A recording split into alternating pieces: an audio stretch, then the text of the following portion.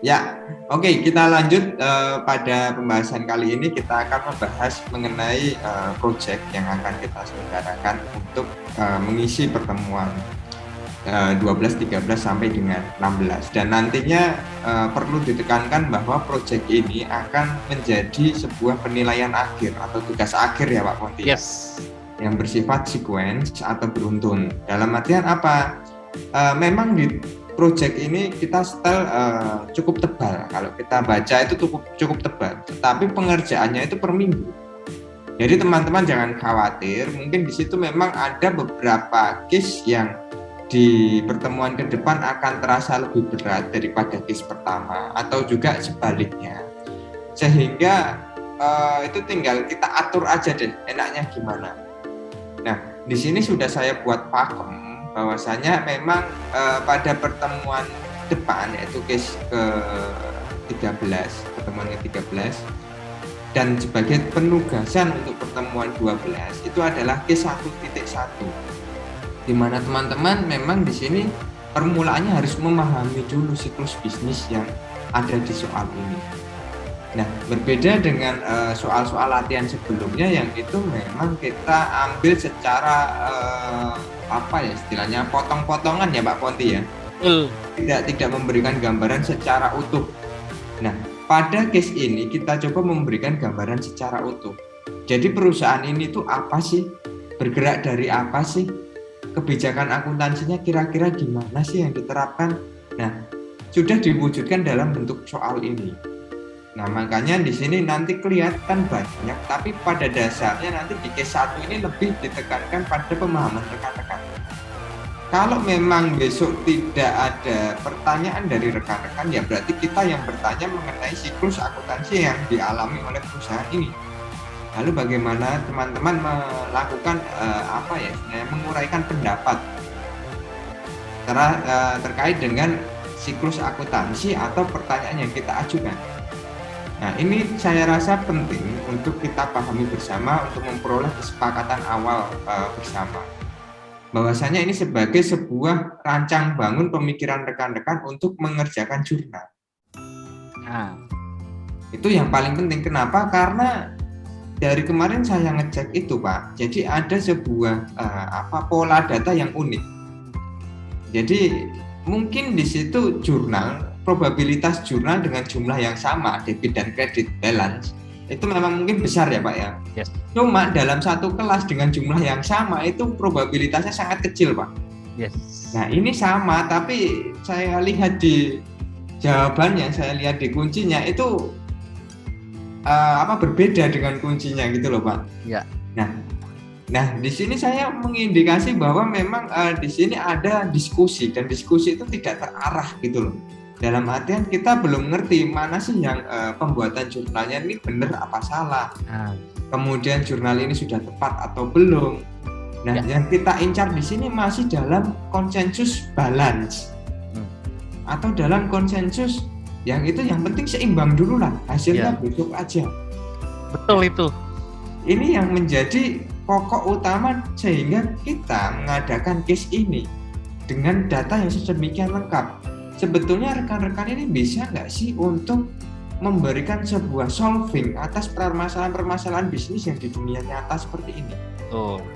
Jadi tujuan kita utama itu melakukan case ini adalah yaitu tadi, karena kita melihat progres teman-teman seperti ini, wah ini perlu kita adakan case lapangan yang kita buat secara laboratorium dengan bentuk yang lengkap sedemikian rupa, terus rekan-rekan seperti apa gitu ya Pak Ponti ya. Yes, memang kalau di lab kuliah nggak online itu di lab kita bisa diskusi enak ya Pak Rudi ya.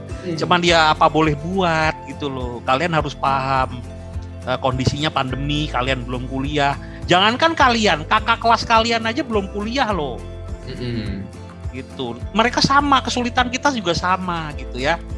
Nah makanya kalau bisa diskusi enak di lab gitu ya, tapi ya mungkin semester depan lah insya Allah. Nah jadi balance belum tentu benar ya Pak Rudi ya. Yap, betul. Nah itulah yang menjadi tantangan akuntansi, balance belum tentu benar. Nah di sini jadi pada intinya nanti rekan-rekan silahkan dibaca dulu overall kasusnya gimana. Nah, di sini sudah saya berikan sebuah tanda. Jadi setiap subbab ini sudah ada tandanya, Q1.2 dan seterusnya. Sampai dengan pada jurnal penyesuaian sampai dengan penugasan. Nah, penugasan ini terdiri dari Q1.1 sampai 1.3. Yes. Yang perlu diperhatikan rekan-rekan semua juga, nah ini penjelasan penugasan di sini sudah ada mengenai time schedule atau istilahnya itu jadwal pengumpulan dari masing-masing pengerjaan kasus. Jadi jangan sampai terlambat. Misalkan case 1.1 di pertemuan 12 yaitu batas waktunya ya sampai pertemuan 13 besok. Yes. Ini menjadi tugas rekan-rekan saat ini. Kemudian case 1.2 di pertemuan 13 ya berarti yang tadi case 1.2 untuk nomor 1 sampai 17 yaitu ada di pertemuan 13 untuk ke-14 dan seterusnya. Tetapi di sini prosesnya itu bertahap. Jadi rekan-rekan menggunakan lembar jawab yang sama kemudian dikumpulkan. Kurang lebih seperti itu. Silakan Pak Ponti jika ada tambahan. Oke, kalian perlu perlu memperhatikan baik-baik ya. Cut off-nya itu jangan sampai salah gitu loh. Jadi kalau case 1 ya sampai situ aja, jangan lebih, dan apalagi kurang. Lebih jangan gitu. Ya, nanti dilanjutkan lagi jadi case 1, 2. Ya sudah, selesaikan sampai perintah gitu ya. Dan seterusnya. Nasihat saya kalau dapat soal yang bergelombang seperti ini atau menurut istilah Pak Rudi itu sequence. Ya, sequence itu urut. Ya, kalian itu download dulu soalnya. Jangan buru-buru ngerjain, tapi dibaca dulu keseluruhan. Nah, nanti kalian berstrategi. Oh, step-stepnya tuh gini, aku paham, gitu loh. Jadi jangan terus panik, lihat jumlah soal yang berlembar-lembar itu, terus buru-buru ambil lembar jawaban, ngisi-ngisi. Ya, tapi itu strategi masing-masing ya Pak Rudi ya. Betul Pak Ponti. Nggak masalah sih, cuman kalau menurut saya sih, kalau saya pribadi, saya itu selalu melihat masalah dari atas dulu. Jadi saya lihat, saya globalkan dulu dari atas. Oh, nanti step-stepnya harus gini gitu loh. Ya kan, lebih baik begitu ya, kayak matahin sapu lidi. Kalau diikat kan sulit, harus dipatahinnya satu-satu kan. Yap. Nah, begitulah. Oke, sampai sini ada pertanyaan nggak untuk teman-teman semua? Silakan.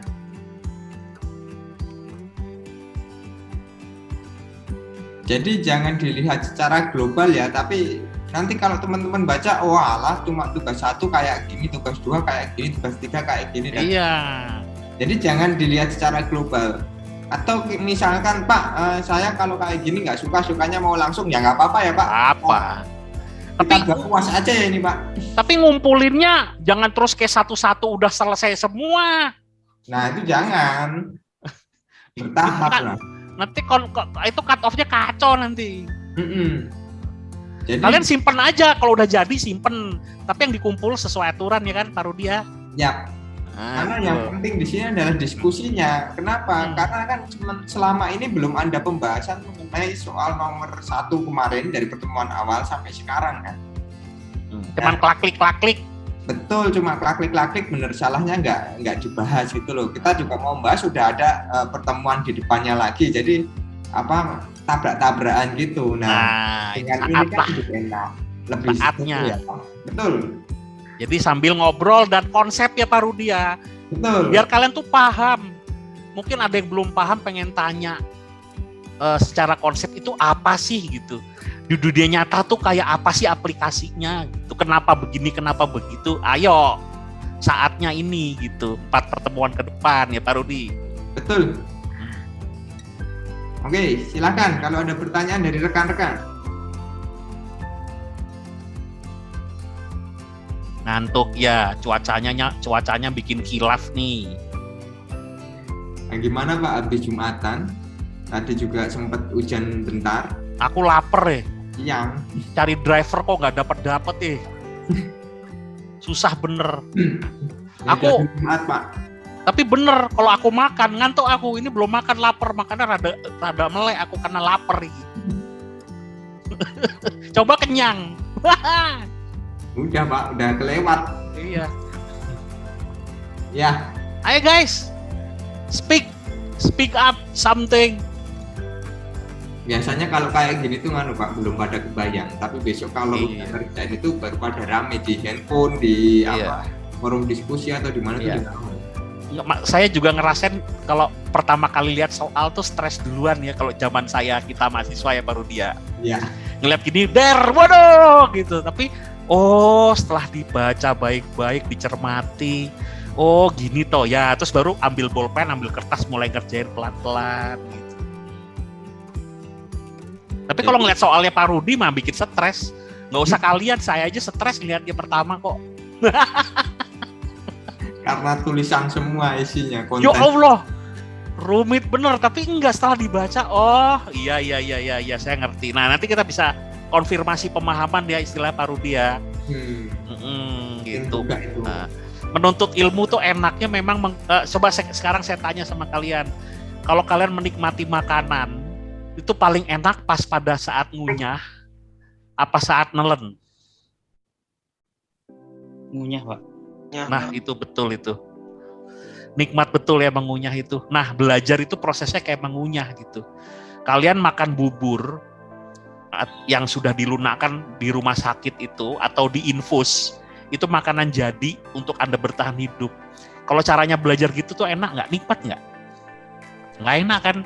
Ya paling enak kita mencium baunya itu, waduh, jadi appetite ya, ada bone appetite muncul, jadi pengen makan, terus kita makan pakai sendok, kita masukin mulut, kita kunyah. Wah, itu tuh kayak gitu tuh, paling enak tuh. Lapar sih saya nih, belum dapat driver, menyebalkan.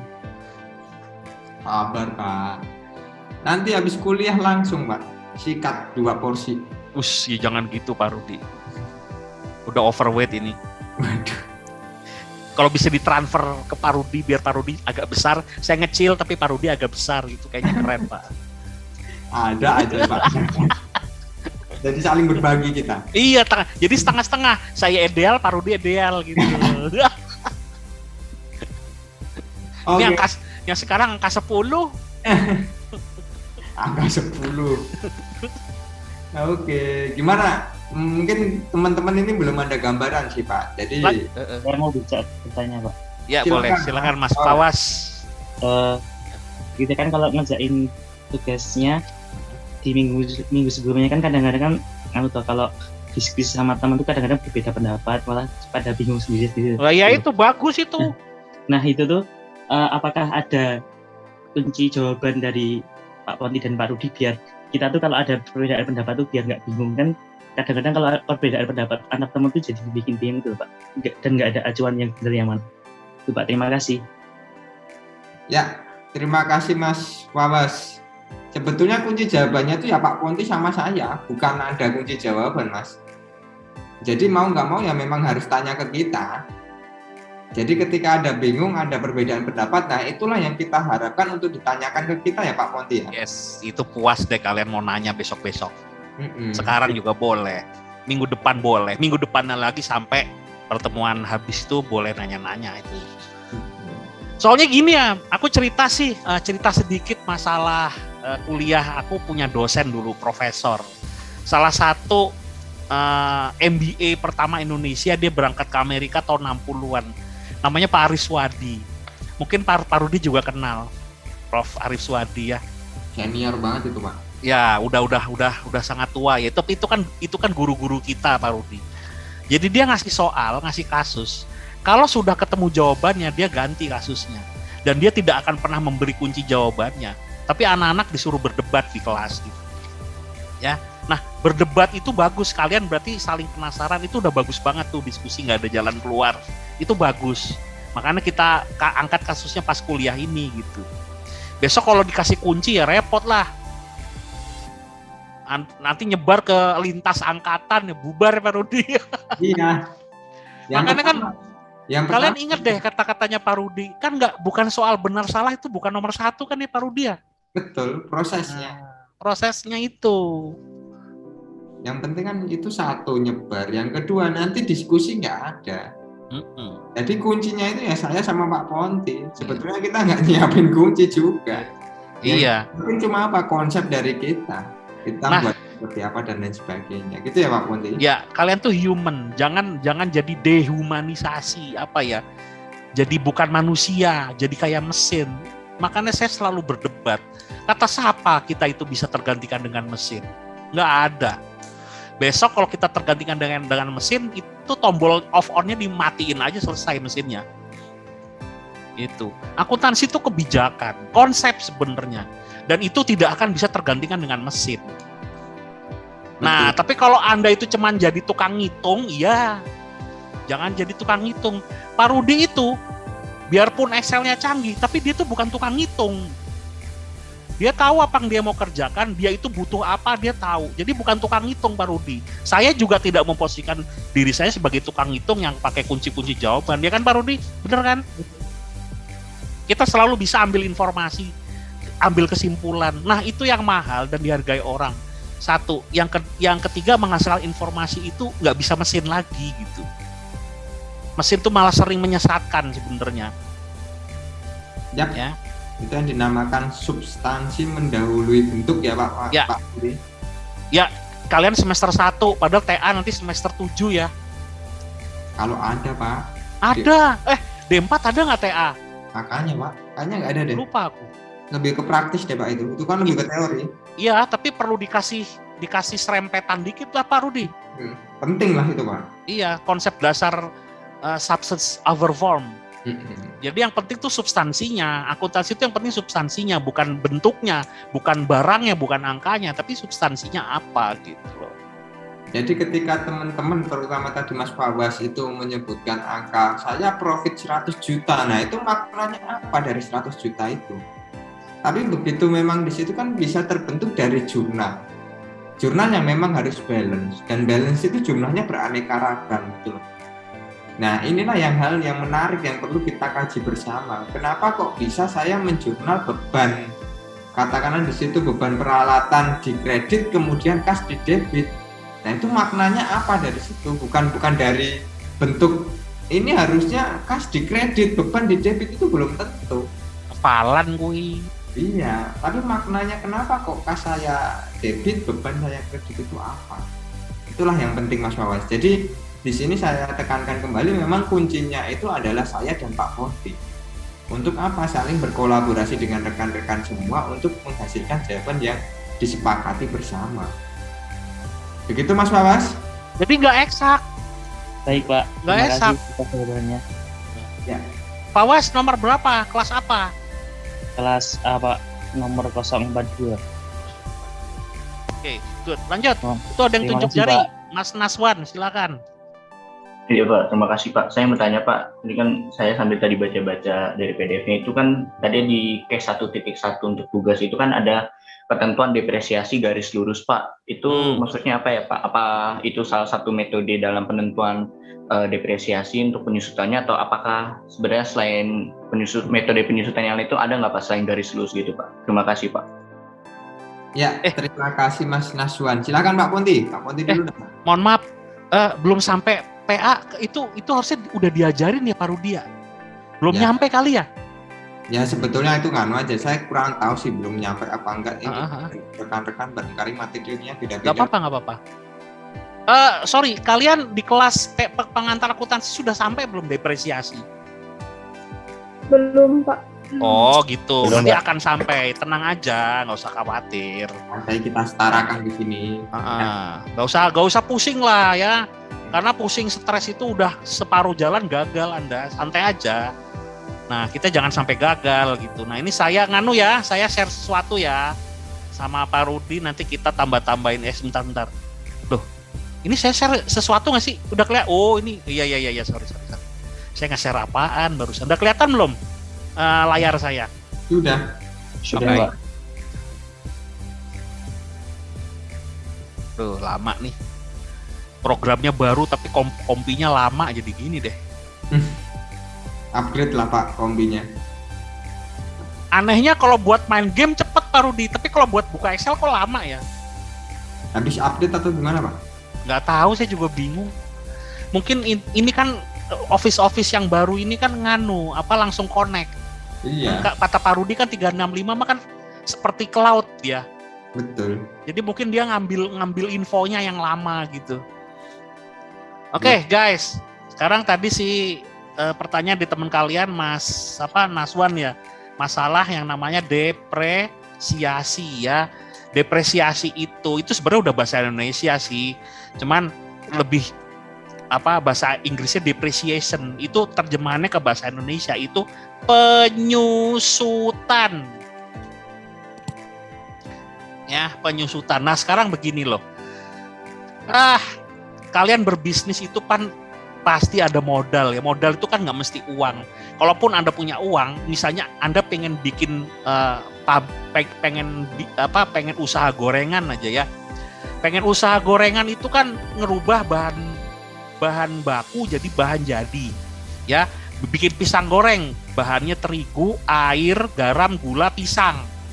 Ya, dicampur air gitu, pisangnya masukin situ terus digoreng jadi pisang goreng, dijual laku. Nah, itu dari bahan baku sampai bahan sampai bahan jadi siap makan itu kan udah berubah semua. Ya, sebenarnya biarpun usaha gorengan itu kategorinya manufaktur sebenarnya ya, karena ada proses perubahan barang jadi ke bahan baku. Nah, itu kan bahan baku ya, bahan baku jadi barang jadi. Cuman dalam memprosesnya itu kan Anda butuh apa? Wajan, bener nggak? Kompor. Ya, wajan. Kompor. Spatula, Pak. Gerobak. Spatula.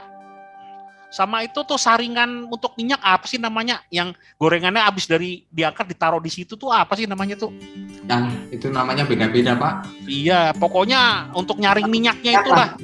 Iya. Ya. Nah, saya tanya, kalau bahan baku kan begitu dikonsumsi habis ya, dipakai, diolah, laku gitu. Nah, sekarang wajan, kompor, gerobak, spatulanya itu ikut dijual nggak ke konsumen?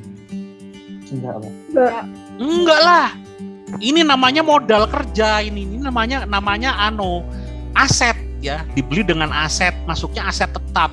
Wajan itu bisa dipakai 2 tahun misalnya. Nah, wajan gede itu katakanlah harganya 250.000. Dibeli sekarang, Anda usaha gorengan sekarang, wajan baru 250.000. Nah, diperkirakan 2 tahun rusak, harus ganti baru. Nah, wajannya harganya 250.000. Nah, terus kan Anda bikin tuh di laporan keuangan. Dari wujud duit, dari kas, belinya kan pakai kas. Jadi wujud aset. Bener nggak? Wujud aset tetap toh, dari aset lancar jadi aset tetap. Bener nggak? Jadi perlengkapan toh. Ya, aset tetap. Betul. Misalnya wajan 250.000. Ya. Dibeli 1 Januari 2018. Diperkirakan 1 Januari 2020 rusak. Ya, diperkirakan 2020 rusak. Nah, terus karena Anda belinya harga 250, jurnalnya gimana kalau beli wajan? Kas lagi. Aset tetap peralatan pada kas. Bener nggak? Betul. Ya, aset tetap peralatan ya, kas. Berapa masing-masing? 250.000. Ya. Udah selesai. Anda langsung kerja bisnis gorengan. Ini jurnalnya nih. Dah, terus didiemin aja. Kan uangnya sudah beli wajan, Pak, wajannya ya sudah gitu, didiemin aja. Didiemin aja nggak? Dihitung depresiasinya. Nah, maksudnya depresiasi itu maksudnya gimana? Sekarang saya tanya. Anda menyesal beli wajannya, padahal sudah dipakai masak 2 bulan. Pengen beli wajan yang lebih gede, lebih bagus. Dah, wajan ini kalian jual, ada nggak yang mau beli 250.000? Enggak mau, Pak. Nggak ada harganya tuh. Yang jelas nggak ada lah. Ya, itu artinya nilainya apa tadi? Kurang. Susut atau terdepresiasi gitu, karena sudah dipakai. Nah, definisi aset itu kan melakukan pengorbanan di depan tapi berharap atas pemasukan di masa depan. Nah, si Wajan ini nggak bisa bertahan di 250.000 terus. Ini contoh Wajan. Kalau misal pun Anda beli bis, beli pesawat, ya, beli bis baru, terus bisnya dipakai usaha bis pariwisata, terus dipakai bisnya setahun, emang bisa harganya bertahan terus sama seperti baru? Bisa nggak? Nggak bisa, nggak mungkin. Nggak mungkin, pasti turun nilainya. Kalau Wajan masih susah karena terlalu kecil. Kadang-kadang kalau jualan gorengan omsetnya udah juta-juta, ini bisa langsung dibiayakan ya Pak Rudi ya. Ya, betul Pak. Nggak usah lagi disusutkan, kelamaan, repot. Tapi kalau usahanya bis itu harganya kan 2,5 miliar yang baru, yang double decker itu. Ya, nah, nonton di Gias tuh, kalau aku kan senang otomotif ya. Gias tuh itu loh, pameran otomotif setahun sekali itu. Ya, ada bis dari aluminium tuh, double decker, mewah. Nah, 2,5 miliar ini diperkirakan umur ekonomisnya berapa?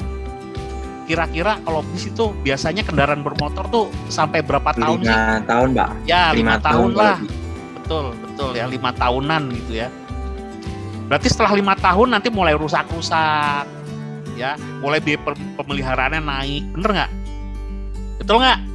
Ya, Nah, Pak. terus kalian bisa nggak memperkirakan kalau di tahun 2015 ya beli bis 2,5 miliar, terus umur ekonomis 5 tahun, berarti di tahun 2020 itu kira-kira masih ada harganya nggak? Masih, Pak. Pasti masih. Tapi siapa yang bisa memperkirakan?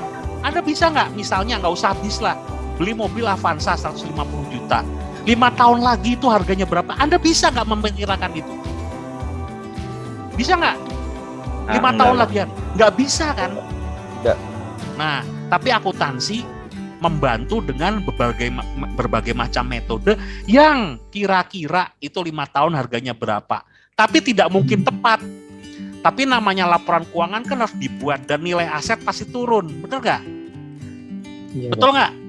Nah, Betul, Pak. makanya dikira-kira. Ya udah deh kalau kayak gitu. Kalau tahun 2020 itu masih bisa lah laku bis itu 1 miliar apa? Ya 1 miliar. Tahun 2020 itu ditawar orang 1 miliar. Ya, 1 miliar. 1 miliar. Nah, berarti susutnya berapa selama 5 tahun itu? Dari 2,5 ke 1 M itu susutnya berapa miliar? 1,5 miliar. 1,5 bagi aja 5. Berarti setahun tuh susutnya 300. 300 tuh, 300. Nah, itu disebut garis lurus itu karena apa, Mas? Karena Susutnya sama terus. Susutnya sama terus toh? Iya, Pak. 300 gitu. Nah, itu yang garis lurus yang paling gampang. Tapi ada yang Rumit. lebih rumit.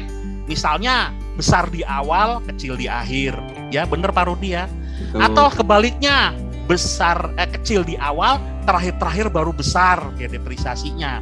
Makanya ada jumlah angka tahun, ada unit produksi, ya, ada saldo menurun. Tuh. Nah, begitu. Ini kalau saya gambar ya, ini ada sumbu X, ada sumbu Y. Kebalik, ini sumbu X, ini sumbu Y.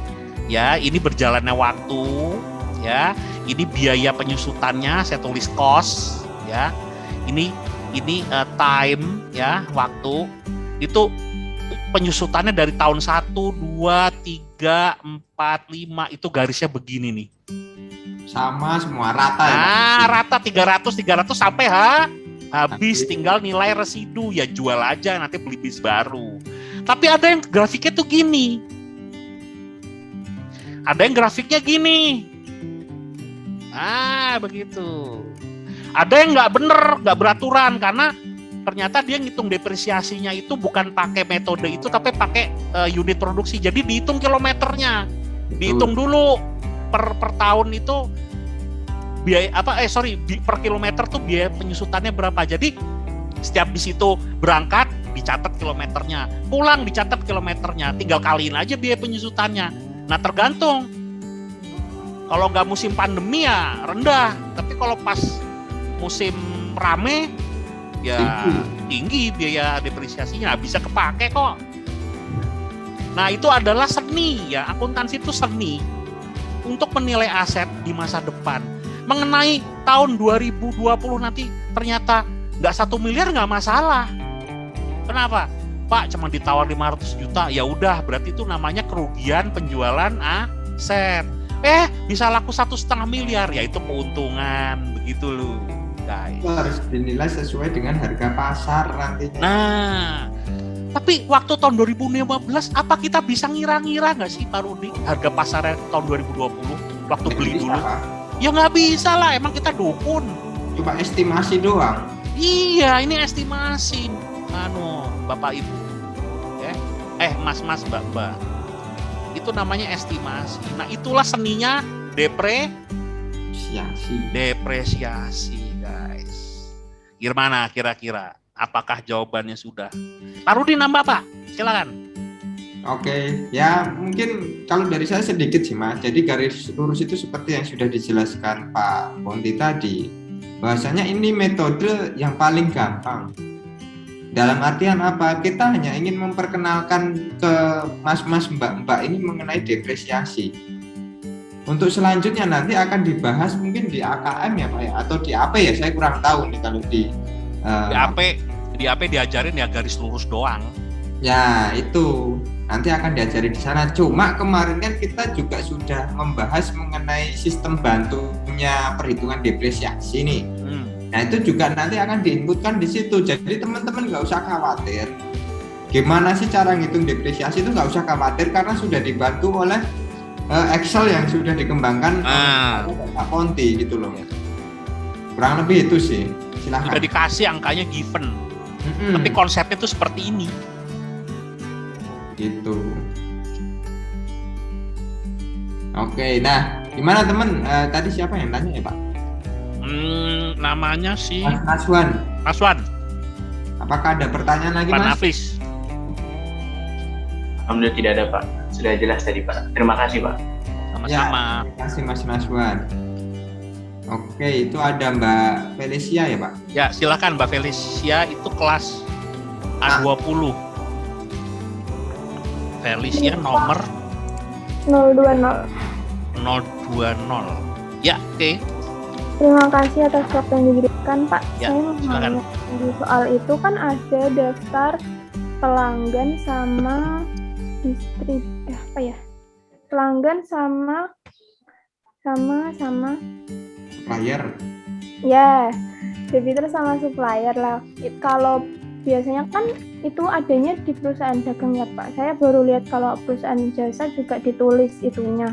Itu debitornya, pelanggannya itu tetap apa, maksudnya cuman itu doang yang di transaksi dicatat gitu, atau udah tetap dari tahun ke tahun pelanggannya itu aja? Soalnya kan komputer jasa servis ya Pak.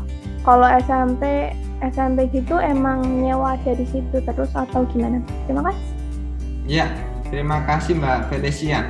Ya, pada dasarnya nanti itu memang perlu dibaca dari awal sampai akhir, jadi jangan segelumit. Karena apa? Ketika kita membaca segelumit itu nanti penangkapan kita jadi berbeda.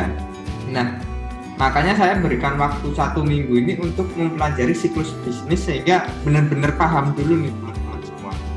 Kemudian yang kedua, dalam hal jasa ini yang dimaksud adalah utang jasa, bukan utang dagangnya. Atau utang usaha, atau piutang jasa atau piutang usahanya, bukan piutang dagang.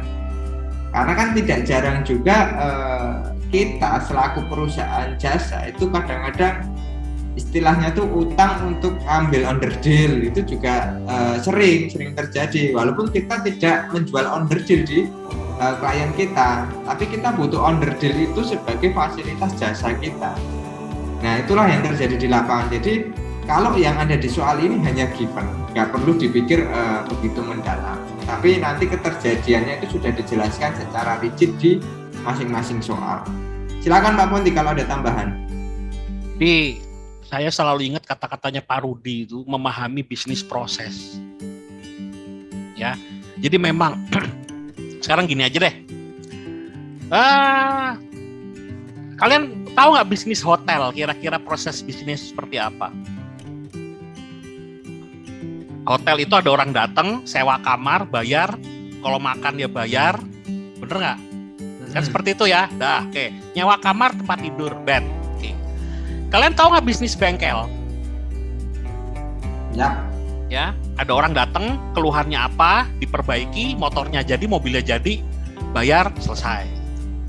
Terus satu lagi bisnis restoran. Kalian tahu nggak restoran itu proses bisnis seperti apa?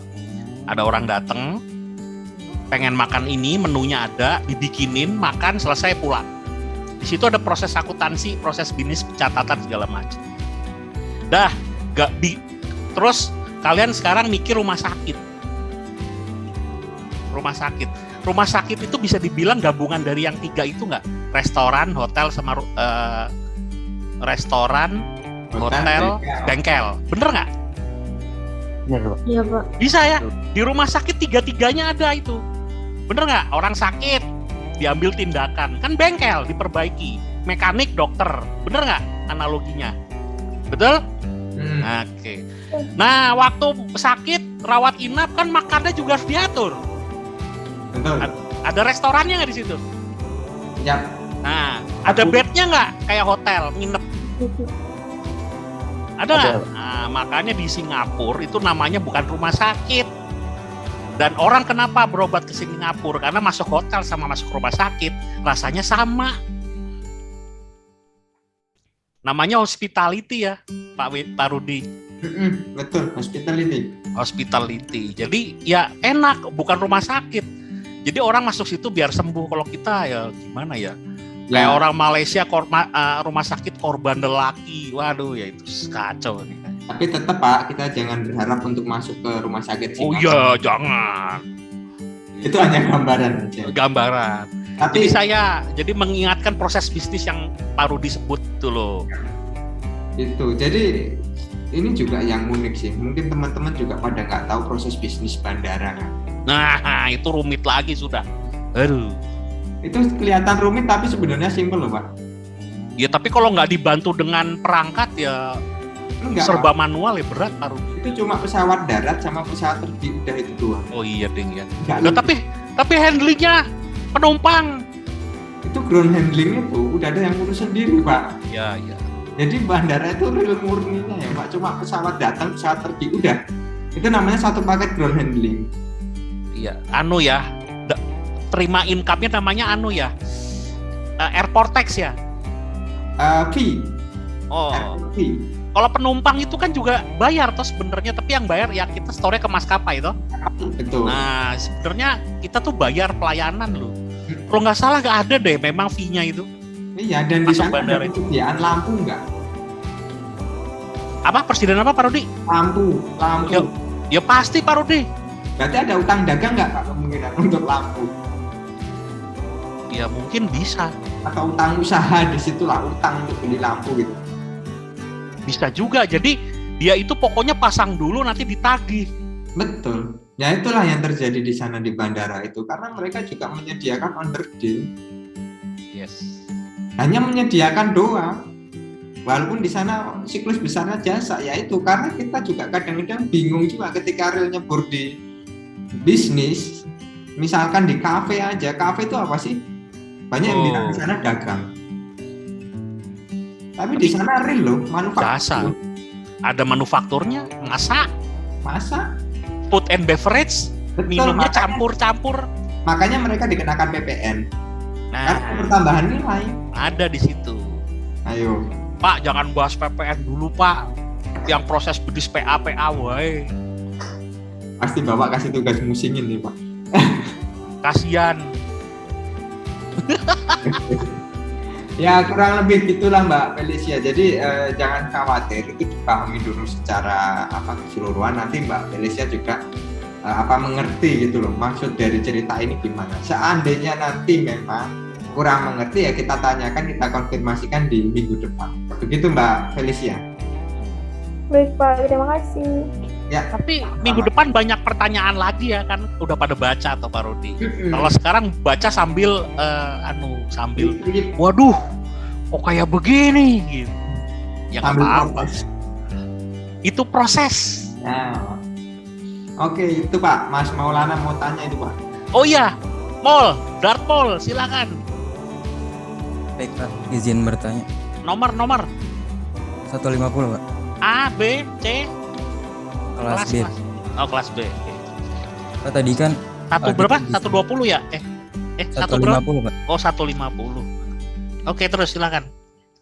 Tadi kan kita bisa membuat kebijakan di bidang akuntansi. Yes. Nah, saya sebagai orang awam tuh belum tahu kebijakan apa aja yang bisa kita buat di bidang akuntansi gitu. Kalau di politik kan Sejak kamu milih masuk akuntansi udah nggak boleh awam lagi. oh iya Pak. Kalau di politik kan misalnya pemerintah membuat kebijakan untuk rakyatnya gitu. Nah, kalau di akuntansi itu gimana Pak? Kebijakan apa? Oh, banyak nih Pak Rudi.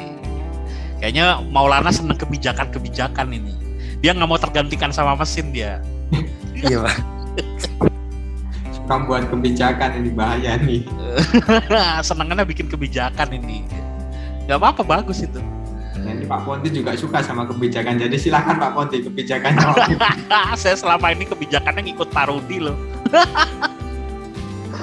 Itu Mol yang tadi loh, Mol yang depresiasi yang mau pakai metode apa dari sekian banyak metode itu kan kebijakan Mol. Sekarang tak tanya sama kamu. Metode garis lurus ya, penyusutannya segitu-segitu terus sampai nilai bisnya tadi atau nilai wajan atau nilai mobil atau naik pesawat tuh habis karena memang dipakai untuk cari duit kan nilainya habis ya, tinggal besi tua lah katakan. Besi tua aja masih laku Pak? Masih, di kilo masih bisa gitu. Tapi namanya mobil asal ada suratnya ya nggak usah di kilo lah. Mobil di kilo itu kan karena nggak ada suratnya Pak Rudi. Iya. Tapi kalau mobil itu ada suratnya ya sayang di kilo. Iya betul. Nah, ada kebijakan yang sekarang begini, misal kita depresiasinya itu kan rata ya gitu ya. Tapi ada yang ngambil kebijakan banyak di depan. Jadi disusutkan gede dulu, ya pakai saldo double declining balance namanya itu. Bahasa Inggrisnya double declining balance. Kalau bahasa Indonesianya tuh jumlah angka tahun kayaknya. Apa saldo menurun ya? Saya tuh nggak hafal bahasa Indonesianya. Hah? Ada gandanya yang jelas. Garis saldo menurun berganda ya mungkin ya. Jadi pokoknya di depan itu banyak dia. Depresiasinya digedein dulu. Terus lama-lama malah kecil. Gitu. Dan di situ juga ada maksudnya Mas. Itu kayak gitu. Betul. Jadi itu ada maksud ujung-ujungnya itu loh. Ujung-ujungnya tuh ada. Misal kalau Anda beli bisnya itu kredit, utang. Nah, kita kan bisa ngakali laporan keuangan, bukan ngakali ya. Saya nggak boleh pakai bahasa ngakali. Tapi di akuntansi itu bisa kebijakan yang misalnya ya. Sekarang begini aja. Kalau beli bisnya kredit, itu kan kita harus bayar utang, bener nggak? Betul, gitu. Nah, enaknya itu penyusutannya yang gede di awal apa gede di akhir gitu. Ya. Nah, kalau bayar utang itu kan ada biaya bunga. Nah terus investor tuh sukanya gimana? Biayanya gede di awal, apa gede di akhir, atau laporannya biar kelihatan baik-baik gitu ya.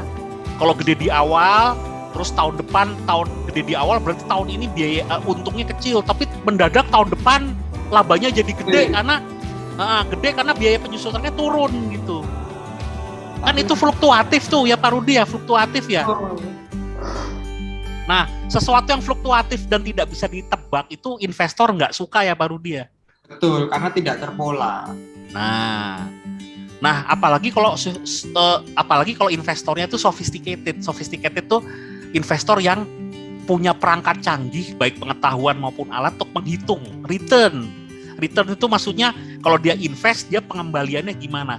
Nah, hitung-hitungannya nggak sesuai hitungan investor, itu investor nggak suka loh. Nah, akuntansi itu punya segudang metode untuk menjelaskan itu semua. Gitu. Jadi ini bukan masalah debit kredit, bukan perkara kurang tambah bagi. Rumit akuntansi itu. Oh, itu orang yang bilang akuntansi tergantikan dengan mesin belum paham aja itu akuntansi itu apa itu. Tanya sama Pak Rudi itu. Ya begitulah. Jadi akuntansi itu uniknya memang betul apa yang diceritakan Mas Maulana tadi itu mengenai faktor kebijakan. Kita nggak bisa berdiri sendiri seperti sains fikih. Itu memang hanya saklek, kalau sudah E sama dengan MC kuadrat ya udah itu. Sedangkan kalau akuntansi di situ faktor inflasi itu bergerak sedikit, perhitungan kita sudah mulai bergerak. Jadi kebijakan yang dimaksud di sini memang ada dua tipe Mas Maulana, yaitu kebijakan makro sama kebijakan mikro. Mikro itu yang ada di internal perusahaan Mas Maulana atau di lingkungan sekitar perusahaan Mas Maulana. Yes. Sedangkan makro itu yang disebut dengan kebijakan akuntansi seperti PSAK, IFRS, kemudian undang-undang dan lain sebagainya, itu akan berpengaruh pada bisnis. Pajak. Betul. Itu Mas Maulana kalau dari saya. Mol, akuntansi itu bener-bener rumit loh kalau udah di level pertanggungjawaban yang banyak stakeholders-nya ya Pak Rudia. Betul. Di situ ada investor, masuk pasar modal, investornya luar negeri, dalam negeri, modal sahamnya dijual kemana-mana. Terus ada auditor internal, ada auditor independen, ada auditor eksternal, ada komisaris. Kira-kira yang mau didahulukan siapa? Ada karyawan, ada pemerintah majekin juga. Kira-kira rumit nggak tuh kebijakan yang diambil? Bingung, Mbak. Wah ya iya, makanya kita belajar dulu dari awal nih. Yang sederhana-sederhana dulu, warungan, jualan gorengan, nanti ningkat-ningkat, partnership ya. Gorengan, jualan pribadi sendiri itu namanya proprietorship ya, meningkat ke partnership. Nanti kalau sudah yang canggih itu namanya corporate. Nah gitu. Dan pesan saya untuk teman-teman besok kalau memang sudah bekerja, ini satu hal yang paling penting. Ketika ingin mengambil sebuah kebijakan, baik untuk accounting standar ataupun untuk kebijakan internal manajemen teman-teman, saran saya menggunakanlah survei dengan instrumen yang tepat. Nah, itu dia. Karena apa? Itu akan membantu teman-teman untuk berorientasi ke depan. Dalam artian apa? Keputusan itu bukan untuk saat ini, Yes. tapi untuk ke depan. Ini yang berharga mahal. Forward looking accounting. Nah, itu dia. Nah, forward looking accounting itu yang paling penting banget. Jadi kira-kira ke depan tuh gimana? Karena satu loh Pak, saya tuh baru nyoba mainin game Yes. dari engine-nya Cina yang katanya itu dia bisa mining, nambang, dan itu Yes. bisa ditukar sama dolar. Asik, kedengarannya asik. Ini saya coba sedang memainkan game itu dan ternyata memang benar di sini memang harus perlu forward looking accounting juga Pak. Kita harus memperkirakan dan lain sebagainya. Saya mencium bau cuan. Jangan coba-coba Pak. Lumayan dapat 1,8. Cuan. Jadi gitu Mas Mol, ada teman-teman yang lain ya. Jadi accounting itu kan kalian diajarin historis ya, data masa lalu. Tapi kalau kalian bisa nemu pola di situ, kalian akan bisa menebak masa depan gitu. Kalau kalian punya kekuatan luar biasa, kalian bisa create itu future.